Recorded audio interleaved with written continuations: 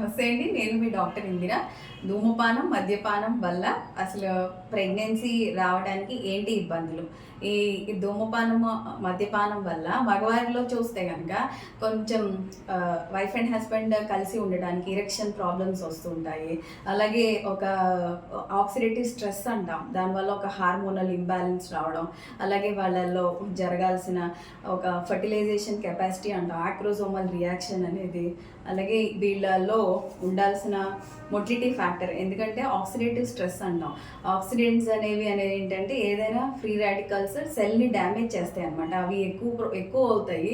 ఏవైతే మనకి న్యూట్రియంట్స్ మనకి హెల్ప్ అయ్యి ఈ హై ఎనర్జీ ప్రాసెస్ అనేది ఇన్వాల్వ్ అయి ఉంటుంది ఫర్టిలైజేషన్లోను, ఓవ్యులేషన్లోను. ఈ ఎనర్జీ కావాల్సిన యాంటీ ఆక్సిడెంట్స్ లెవెల్స్ అన్నీ తగ్గిపోతూ ఉంటాయి స్మోకింగ్ వల్ల. అందువల్ల కూడా ఈ ఛాన్సెస్ ప్రెగ్నెన్సీ తగ్గడం జరుగుతుంది. Thank you.